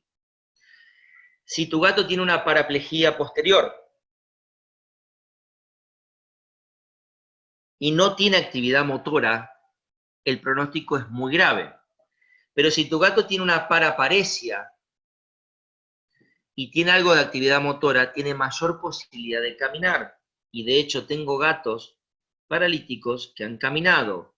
O sea que hace muchos años se decía, si tu gato quedó paralítico, sacrificalo. Wait a minute. Si tu gato tiene una paraplegia y tiene una disfunción motora severa, tiene un mal pronóstico. Pero si tiene una paraparesia, tiene posibilidades. Y si está monopléjico, tiene mejor valor pronóstico todavía. O sea que es importante. Si está parapléjico, si está paraparético y si tiene monoplegia. Son todas variables que tienen factor pronóstico. Acá tienen un gato con una paraplegia posterior, tiene muy poquito movimiento de los miembros posteriores, algo, pero básicamente arrastra. Y si pueden ver, este gato tiene un indicador pronóstico de gravedad. Y ese indicador pronóstico de gravedad es el pañal que tiene puesto. ¿Y por qué es de gravedad el pañal? Porque el gato hace una semana que está así. Y nunca nadie sospechó que podía ser un tromboembolismo. Se inclinaron hacia un trastorno neurológico. Y en realidad, un trastorno neurológico medular. Y en realidad era una isquemia por un tromboembolismo, ¿no? El tromboembolismo tiene un parámetro muy importante que es el tiempo. Cuanto más tiempo pase, peor es el pronóstico. Por eso el tromboembolismo hay que tratarlo rápido. Acá tienen otro gato, fíjense, con una monoplegia aguda. Hizo una monoplegia aguda. Miren el video, yo tomo un poquito de agua.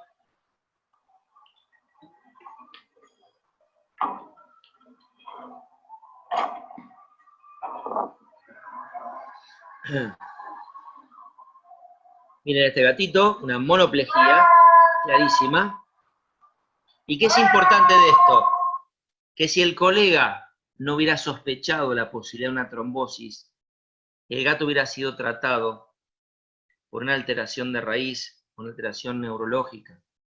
Y este gato, fíjense después del tratamiento, cómo se fue caminando y recuperó su monoplegia. ¿Por qué? Porque el diagnóstico fue rápido y porque la monoplegia tiene buen pronóstico.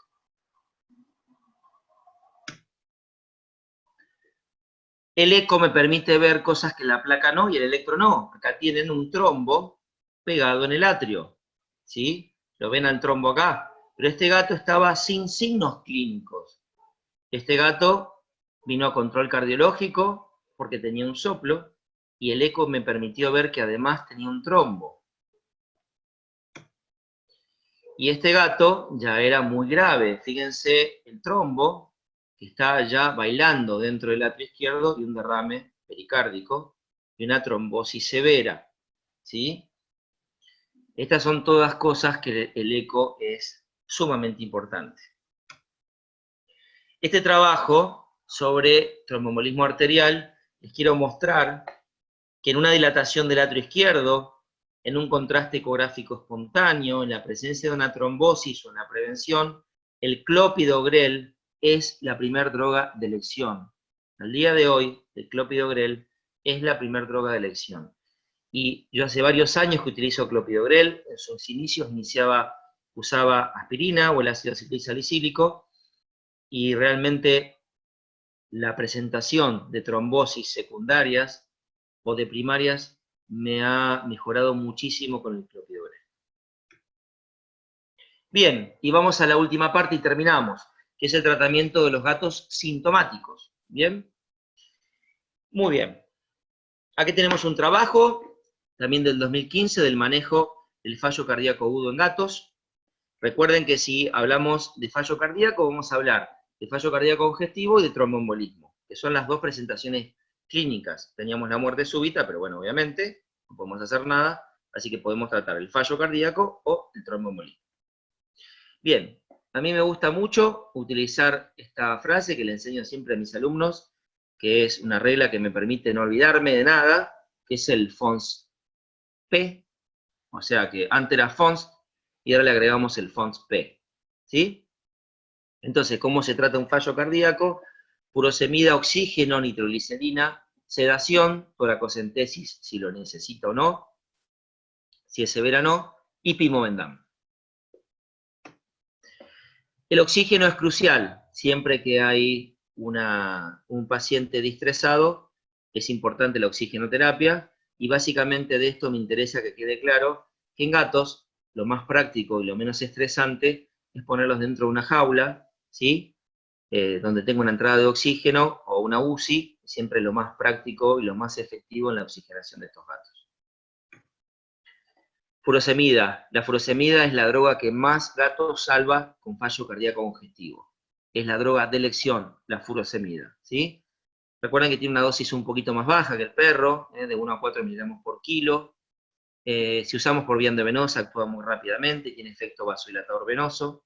También se puede hacer un CRI, ¿sí? Una infusión a ritmo constante de furosemida. Lo que más me interesa de esto es que ustedes valoren la respuesta al tratamiento a través de la frecuencia respiratoria. La frecuencia respiratoria es un excelente predictor de pacientes con fallo cardíaco. Bien. Sedación. En lo personal, acá hay opiniones diversas. Hay gente que les gustan otras drogas, hay gente que utiliza otro tipo de drogas. A mí la droga que más me gusta es el butorfanol. Yo utilizo butorfanol en gatos con distrés respiratorio y tengo muy buenos resultados. Es una droga absolutamente segura. El butorfanol en gatos es una droga muy segura y como sedante está incluso recomendada como droga en estos pacientes. La toracocentesis, cuando tenemos derrames severos, por supuesto es importante. Y el pimovendam, yo utilizo pimovendam en todos los gatos que tienen fallo cardíaco congestivo. No hay ningún trabajo que haya demostrado la efectividad o la seguridad en gatos en etapa preclínica, o sea, en gatos B. Pero en gatos con fallo cardíaco congestivo, que tienen un trabajo muy interesante, que se evaluó gatos con cardiopatía hipertrófica en fallo cardíaco congestivo, y fíjense la sobrevida que se vio usando pimovendam y sin pimovendam. El único cuestionamiento de este trabajo es un estudio retrospectivo, pero bueno, la verdad que es un estudio interesante. Yo hace muchos años que utilizo el pimovendam en gatos, en fallo cardíaco congestivo, con cardiomiopatía hipertrófica, con excelentes resultados. Así que les recomiendo que utilicen el pimovendam. Si nuestro gato además tiene un fallo de bajo gasto, o tiene un gasto cardíaco muy bajo, recuerden que en gatos el bajo gasto cardíaco se expresa por hipotermia y bradicardia, sumado a la hipotensión, pero recuerden que el gato cuando está muy mal, está taquicárdico, no compensa, pierde la sensibilidad de los receptores alfa a las catecolaminas y se vuelven bradicárdicos. Y bueno, ahí tienen la dosis de dobutamina para gatos, y a mí lo que me gusta es el pimovendam, ¿sí? Bien, haciendo un resumen, este trabajo muestra el manejo del fallo cardíaco congestivo en gatos, y fíjense qué interesante, que quiero que quede muy claro lo que es el manejo del fallo cardíaco. ¿Y qué es esto? Si mi gato viene con un distrés respiratorio, lo primero que hago es oxigenoterapia, y lo que yo hago es lo que dice este trabajo, que a mí me ha dado muchos resultados. En realidad lo hacía, encontré este trabajo que me parece interesante, pero hace muchos años que hago esto, que es la utilización de la eco pulmonar. Yo realizo siempre un TIFAST, hago un eco torácico en todos los gatos con distrés, siempre. Si el gato viene con distrés, oxigenoterapia y un eco torácico. El eco de tórax o el TIFAST es rápido, es económico, no acuesta al paciente, lo hago como esté el gato y tiene una altísima sensibilidad. Si mi gato tiene derrame pleural, veo el derrame pleural. Si mi gato tiene edema de pulmón, veo el edema de pulmón. Si mi gato tiene una crisis asmática, tengo un patrón de pulmón seco donde no veo nada. Pero ese gato no tiene ni edema de pulmón ni derrame pleural. Por eso mi primer diagnóstico es un TIFAST con el eco. Entonces, realizamos un TIFAST y tenemos tres posibilidades: que tenga un derrame pleural, un edema de pulmón, o que tenga un patrón pulmonar normal porque el gato tiene un patrón asmático, ¿sí? Y haré mi tratamiento en base a esto. Este gráfico que les dejo acá es muy práctico y les recomiendo que lo empiecen a utilizar al que no lo usa. Gato con distrés, siempre oxigenoterapia, como dice acá, en una caja, que esté tranquilo, le ponen oxígeno durante 15 minutos, lo estabilizan y realizan un T-FAST. Y en el T-FAST van a encontrar algunas de estas respuestas para poder hacer un tratamiento correcto. No hay que estresar al gato y hay que hacerlo rápido y hay que hacerlo bien. Este es parte del trabajo de Virginia Luis Fuentes, del Journal de Medicina y Cirugía Felina. ¿Y qué dice en la primera hora? ¿Qué hay que hacer con el tromboembolismo en la primera hora? En la primera hora lo que hay que hacer es tratar el dolor, si hay fallo cardíaco, tratar el fallo cardíaco y comenzar con antitrombóticos y antiplaquetarios. En lo personal yo siempre utilizo, ahora les muestro, siempre utilizo analgésicos porque duele muchísimo. Si tienen fallo cardíaco comienzo con furosemida, dependiendo si tiene edema de pulmón o tiene un derrame pleural muy severo. Y siempre combino el tratamiento de elección para mí es enoxaparina con clopidogrel. Siempre combino un anticoagulante con un antiplaquetario, un antiagregante plaquetario. Y esto es porque los antitrombóticos no disuelven los trombos, los antitrombóticos previenen la formación de más trombo, quien lisa el trombo es el propio organismo, si no tendría que usar un fibrinolítico. ¿Y por qué utilizo antiplaquetario en la urgencia? Porque los trombos tienen plaquetas y producen tromboxano y serotonina. Y me inhiben la circulación colateral, porque producen vasoconstricción. Entonces con el antiplaquetario me beneficia en la circulación colateral. Por eso yo utilizo anticoagulantes con antiplaquetarios. Acá tienen un poquitito lo que yo uso como analgésico de elección para mí.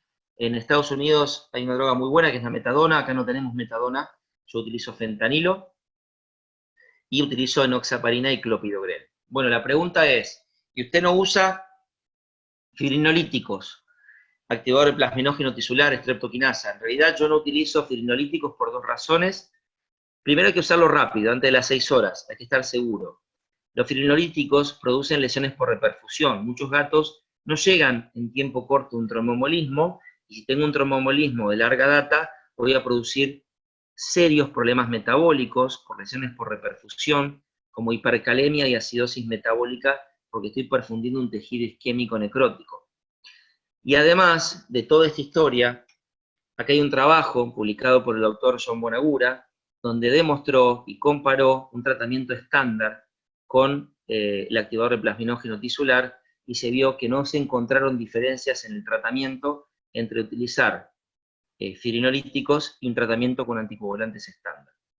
Y además, en nuestro país es bastante costoso. Por todas estas razones, incluso por la razón médica, que no se ha visto muchos beneficios y los riesgos que puede producir utilizar trombolíticos, mi elección y los resultados de mi clínica en este aspecto son buenos. Utilizo el tratamiento que les comenté, que es el tratamiento estándar. Bueno, y para terminar, porque ya estamos todos cansados, les muestro dos imágenes más y terminamos, y si quieren hacemos preguntas. Y en el trabajo de sobrevida, para terminar, que yo les comenté de cardiopatías primarias y secundarias, todas son curvas de sobrevida. Fíjense que dependiendo del tipo de cardiopatía, la sobrevida del animal, el color verdecito son las cardiopatías secundarias. Como yo les comenté, si tengo una cardiopatía secundaria, una causa, y trato la causa, muchas veces son reversibles, por eso tienen mejor sobrevida, seguida de la cardiopatía hipertrófica, y la cardiopatía restrictiva generalmente tiene una sobrevida mucho más corta. Todos los gatos que atiendo con cardiopatía restrictiva suelen tener sobrevidas mucho más cortas que la hipertrófica. Por supuesto, los signos clínicos, si el gato es sintomático o asintomático, como yo les comenté, tienen diferente sobrevida. Fíjense el tamaño del atrio izquierdo. Si el tamaño del atrio izquierdo, la relación, en este caso medida por relación aorta-atrio izquierdo, es menos a 1,5, fíjense la sobrevida que tienen, a que si el gato tiene valores muy aumentados de atrio izquierdo, la menor sobrevida. Y por último, el estado hipercoagulable. Yo les comentaba la ecogenicidad sanguínea espontánea, como es un marcador pronóstico que lo puedo diagnosticar con el eco. Bueno, esto para los que no lo conozcan, por supuesto que no se puede viajar porque estamos en cuarentena mundial, pero si alguna vez pueden venir a Argentina y conocer el sur de Argentina, es bellísimo. Este es el glaciar Perito Moreno, que les recomiendo, es una de las maravillas del mundo. así que si alguna vez tienen la oportunidad de conocerlo, se los recomiendo. Bueno, gente, esto ha sido todo, espero que les haya servido, espero que no se hayan aburrido, que sea útil, y bueno, si quieren hacer algunas preguntas, Jenem, no sé si estás ahí. Sí, doctor, aquí estoy, esperando que los participantes hagan las preguntas. Primero, permítame felicitarlos, fue excelente exposición. Muchas gracias. Detalles sobre algunos aspectos, algunos medicamentos en momentos específicos que son bien interesantes, bien importantes. A veces es más fácil cuando la información llega de manera concisa y precisa, con su experiencia, pues obviamente ha sido un valioso aporte. Vamos Muchísimas a, gracias, muy amable. Y gracias a todos los que están escribiendo, les agradezco mucho y es un placer. Gracias, gracias, gracias de verdad. Bueno, empezaremos con preguntas, si les parece, a contestar. Se me han ido un poco para arriba, esperen que voy buscando. yo tengo aquí algunas preguntas. Dice, si un gato llega a la clínica Sí, con parálisis y dolor, ¿deberíamos pensar en un tromboembolismo? sí, absolutamente. Recuerden, si el gato llega a la clínica y el gato tiene una parálisis aguda, dolorosa, no traumática, mi primer diagnóstico es un tromboembolismo. Porque debemos actuar rápido, porque tenemos que ser precisos y porque es nuestro primer diagnóstico diferencial. Absolutamente sí. Por favor, el chip del tromboembolismo en gatos, parálisis dolorosa, aguda, no traumática. Francis Hernández pregunta, ¿existe alguna contraindicación en el uso de clopidogrel? La verdad es que, vos me vas leyendo, perfecto. La realidad es que no hay demasiadas contraindicaciones, incluso en lo personal yo no he visto problemas con clopidogrel. La verdad que hace muchos años que uso clopidogrel. Cuando usaba aspirina sí tenía problemas, como ustedes conocen los efectos colaterales de la aspirina, pero la verdad que con el clopidogrel yo no he tenido problemas en lo personal, ni he tenido gatos que hayan tenido sangrados, o hayan tenido problemas de coagulación, la realidad es que no. Ok, Carlos Cordero dice 1.000.000 de gracias. Juan Carlos dice, excelente charla, gracias por su tiempo. Esteban Sarabia dice, que bueno, mejor imposible. Milena Pérez dice, muy puntual y bien conciso, gracias. Aquí vamos a otra pregunta. María Ángela Oropesa, excelente presentación. Usted es un excelente ponente y grandioso profesional. Bueno. Muchas gracias, muchas gracias. Mari Semprún, muchísimas gracias, demasiado buena la charla. Maricruz, extraordinario. Bueno, Luis gracias. Salgueiro, ¿podrías repetir cómo interpretamos los valores de los péptidos natriuréticos? Sí, perfecto. Nosotros tenemos la posibilidad de usar los SNAP de AIDEX, que son un sistema semi-cuantitativo que marcan un valor de péptido natriurético. Recuerden siempre que el péptido tiene un alto valor predictivo negativo. ¿Qué significa esto?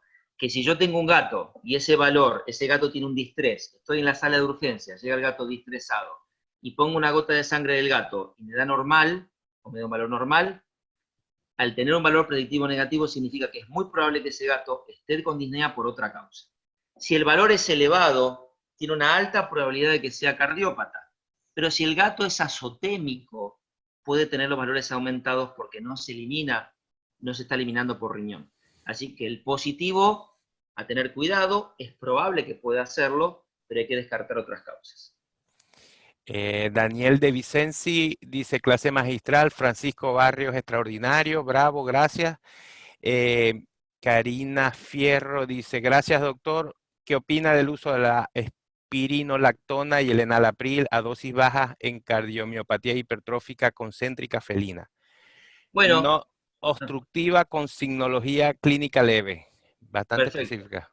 Bien, como yo les conté, los IECAS y la espironolactona no han demostrado en pacientes subclínicos o grado B2 beneficios.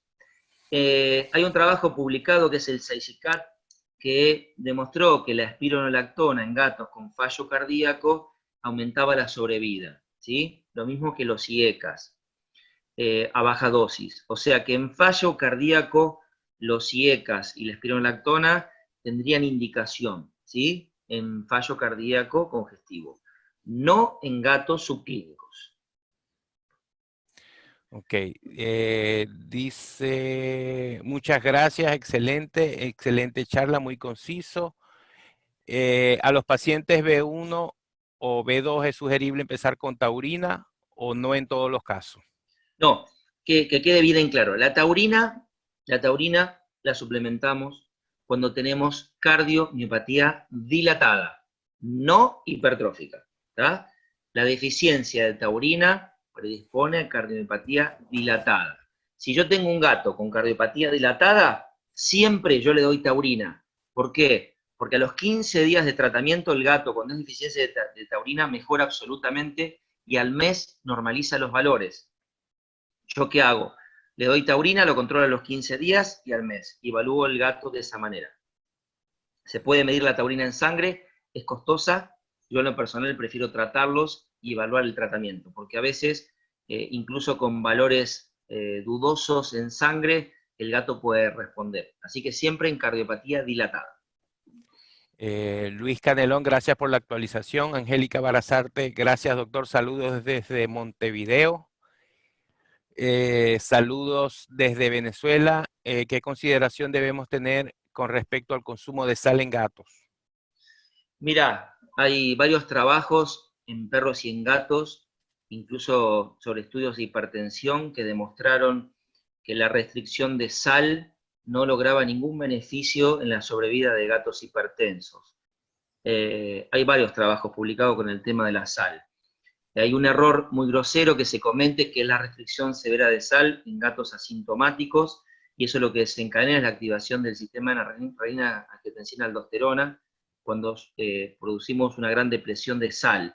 Por lo tanto, no está recomendado hacer restricciones severas de sal en pacientes asintomáticos y en pacientes sintomáticos.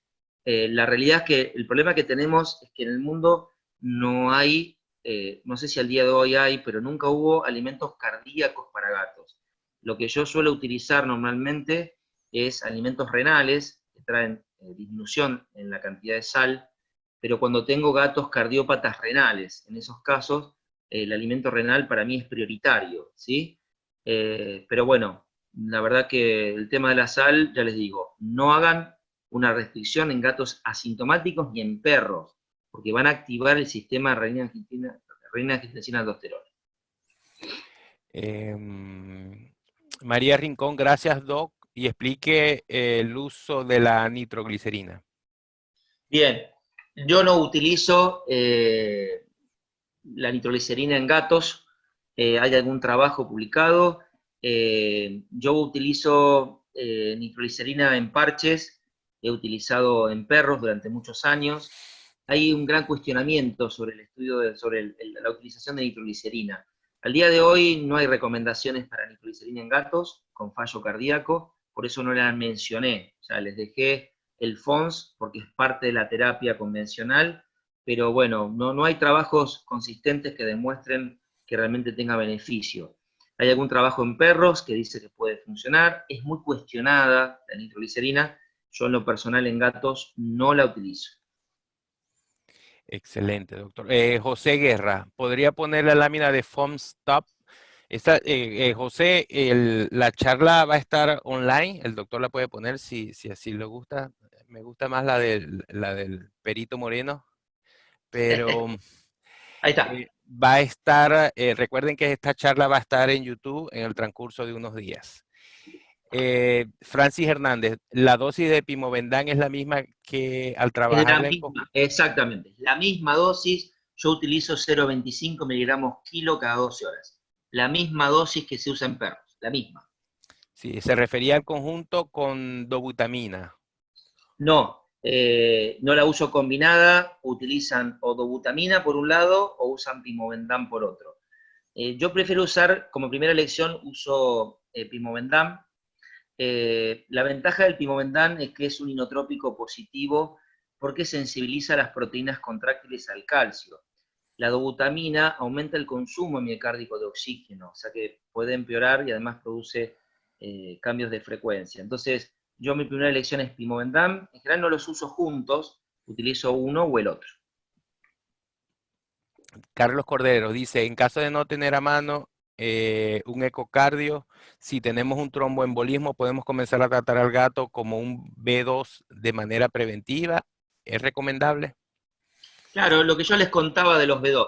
Si mi gato tiene ya un tromboembolismo aórtico, ya pasa a ser un gato sintomático, porque ya tiene la expresión clínica de un tromboembolismo. Si mi gato tiene un trombo, como les he mostrado el video, tengo gatos con trombo dentro del atrio y no tienen síntomas, no tienen tromboembolismo aórtico, tienen trombosis intracardíaca, lo deben tratar, urgente lo deben tratar, ¿sí? Como yo les mostraba en esa gráfica que les vuelvo a mostrar, esperen, que les muestro para que quede claro. Esperen un cachito, que quiero... Esta. Fíjense, si mi gato tiene un trombo en el atrio izquierdo, se trata, ¿sí? Incluso el clopidogrel es la droga de elección. Así que si el gato está asintomático y tiene un trombo, se trata. María Albert, excelente, muchísimas gracias. Luis Salgueiro, ¿alguna relación con intoxicación con órgano fosforado No, la verdad y, que... sí, y con enfermedad hipertrófica cardíaca? No, yo no he tenido nunca, ni he visto gatos intoxicados con fosforados que hayan tenido hipertrófica. Pueden tener hipertrófica e intoxicarse con fosforados. Yo no he visto personalmente intoxicaciones de fosforados. La realidad, te voy a ser sincero, yo hace mucho tiempo que no veo intoxicados con fosforados. Así que bueno, no tengo experiencia en eso, no he visto. Carlos Andrea, ¿cuánto tiempo el tratamiento de exoparina y clopidogrel hace el efecto? Si es que va a funcionar. Buenísima pregunta, Carlitos. Mi experiencia es, el gato con tromboembolismo aórtico tiene un dolor muy agudo las primeras 48, 72 horas. Por lo tanto, priorizo el tratamiento analgésico. Y cuando el gato empieza a mejorar, el gato que yo les mostré de la monoplejía, ese gato mejoró en 72 horas. Tengo una gata que no está en esta charla, tengo otras charlas de tromboembolismo exclusivamente, que tengo otros pacientes, y tengo una gata con una paraparesia. La gata a los 15 días empezó a recuperar y al mes ya estaba apoyando las patitas. Me llevó más o menos un mes y medio la recuperación. Pero empieza a haber resultados rápidos. No es que caminan en 3 días. El de la monoplejía recuperó muy rápido, pero una paraparesia posterior, ya a los 7, 10 días ya empiezan a mejorar. Francisco Barrios, ¿cuál transductor recomienda? Para hacer cardio, bueno, siempre un microconvexo. Yo en realidad utilizo Face Array. El Face Array es el traductor cardiológico porque tiene todas las funciones para cardio. Si no tenés un Face Array cardiológico, un microconvexo. No usen lineales, ¿está claro? No, lineales no. Usen un microconvexo cualquiera con una frecuencia de 5, está perfecto. Así que con un microconvexo pueden hacer ecocardio BIDI perfecto en los gatos. Rafael, dice, los felinos son muy delicados de tratar. ¿Cuál puede ser el manejo correcto en cardiomiopatía, pero con falla renal Con falla crónica? renal, sí. Bueno, la verdad que es una excelente pregunta. La mayoría de los gatos y perros crónicos tienen falla renal y cardíaca, el síndrome cardiorrenal. Así que lo que yo hago fundamentalmente es ajustar la dosis de furosemida a la dosis mínima efectiva. Utilizo mucho Pimovendan porque el Pimovendan mejora el flujo sanguíneo renal, así que siempre los tengo en Pimovendan. Y tengo mucho cuidado con los IECAS porque muchas veces se me ponen azotémicos.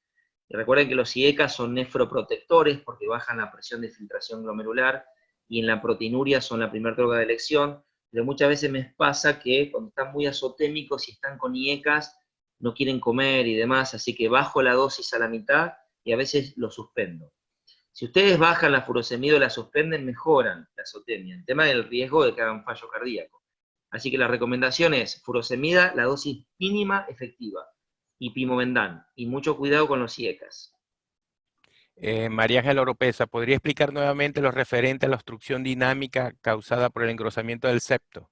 Sí, si yo hago un ecocardio y veo que la obstrucción del septo en el eco me produce una obstrucción en el tracto de salida, no todos los gatos con hipertrófica obstruyen el tracto de salida. Hay gatos que obstruyen. Si obstruye, y el gato es asintomático, el atenolol está indicado. En esos casos sería la única indicación de usar atenolol en gatos con cardiopatía hipertrófica asintomática, cuando tienen obstrucción dinámica del tracto de salida. El mecanismo es ese. Como hay una hipertrofia muy marcada del septo, durante la diástole el ventrículo se agranda, no hay problema. Pero durante la sístole, esa hipertrofia obstruye la salida de la aorta y hace que disminuya el flujo. En esos casos, si ustedes bajan la frecuencia cardíaca con beta bloqueantes, mejora el flujo.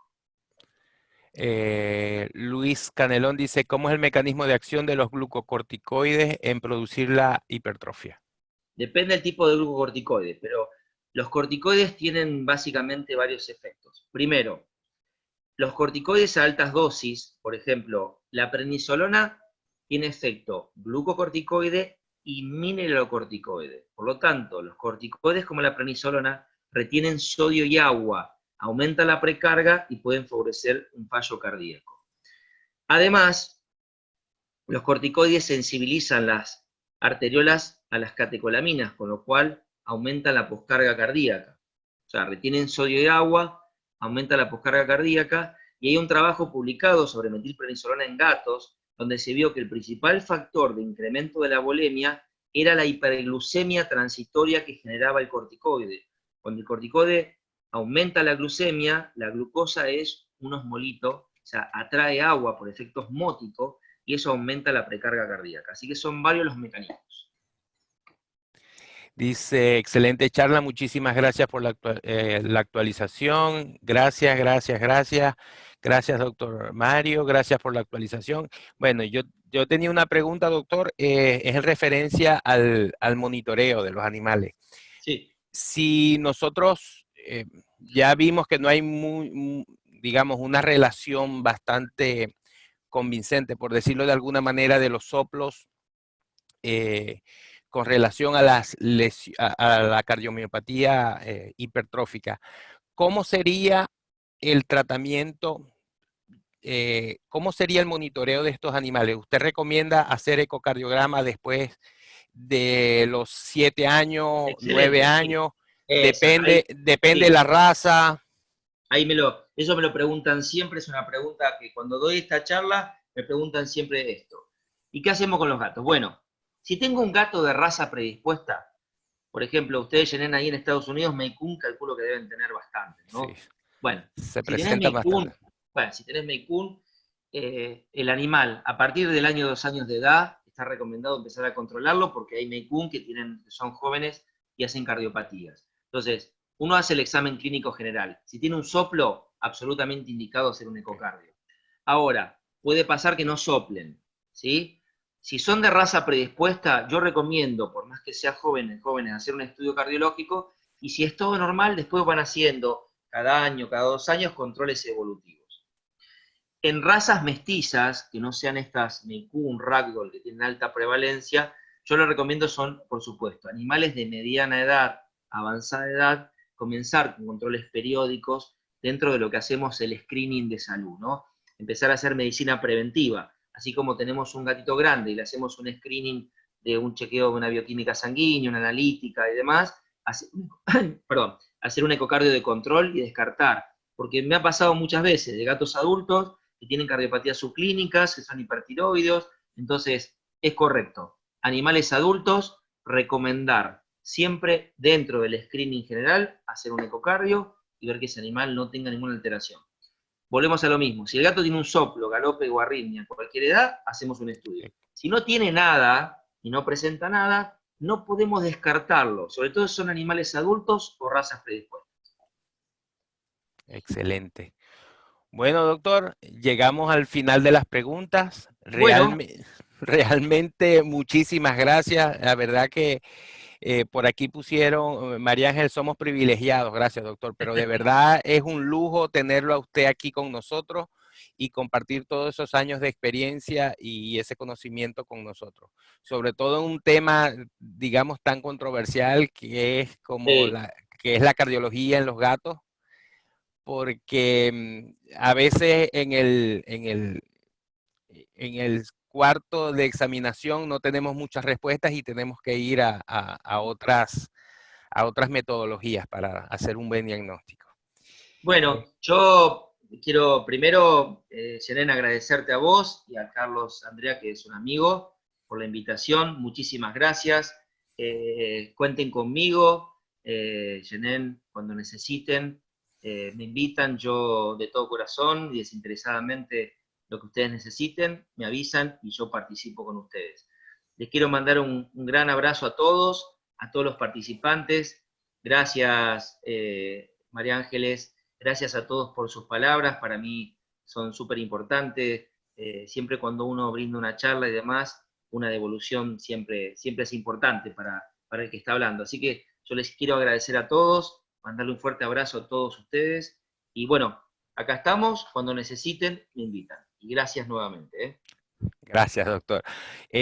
Ya la gente está pidiendo la próxima charla. Vamos a darle un chance al doctor y tenemos otras planificadas. Muchísimas gracias, doctor, nuevamente en nombre de la Saludos. asociación. Muchísimas gracias y que descanse.